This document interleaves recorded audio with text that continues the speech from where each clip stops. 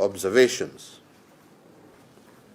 The first of these is that the 2024 elections are anticipated to be the most contested in the last 30 years, reflecting a very competitive environment. Secondly, that the election has been highly litigated, but we have noted and are pleased to state that the cases have been dispensed with expeditiously, and even though the outcomes were received with mixed feelings, they did not generate any disruptive reactions. Thirdly, there is significant public scrutiny regarding the transparency and fairness of the electoral process, and there are heightened expectations for accountability from all stakeholders. A number of issues, key issues that we think need for us to pay attention to. The first of these is the general security, potential protests, special monitoring of political party conduct and speeches. The next is voters who are unable to identify their voting stations due to the amendment of the Form 24 versus limited education.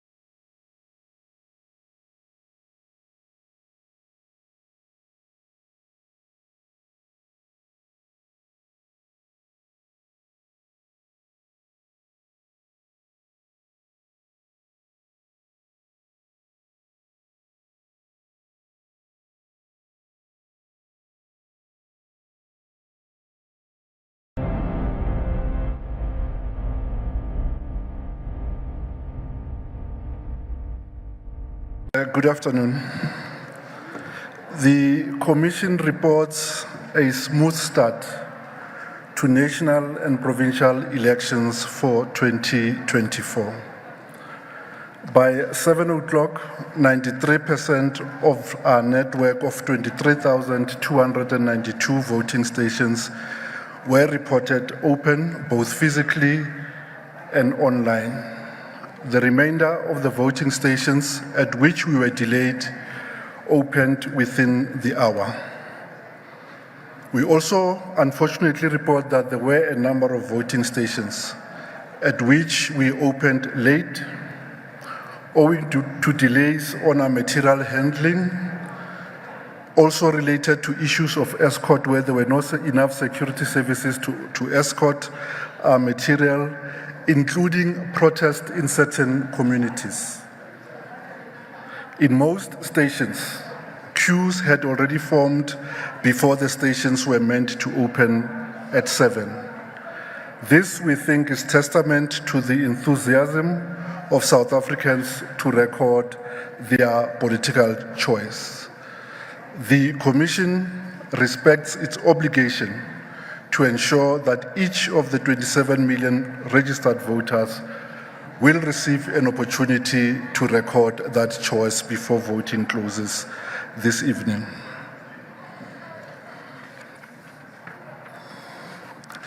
At 12 o'clock, the election operations around the country were reported to have been in good progress with minimal incidences that we are dealing with.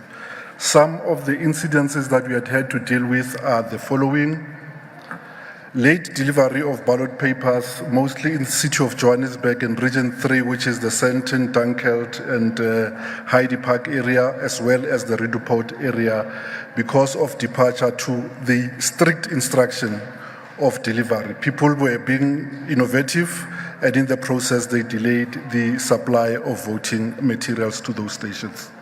In the Eastern Cape, we had 5 voting stations that were not opened owing to community protest. Again, there we have confirmation that working with the South African Police Department, the voting stations are now open. There were 2 in Ntabankulu, 1 in Winnie Mandela, 1 in Port St. John's, and 1 in Enyandeni.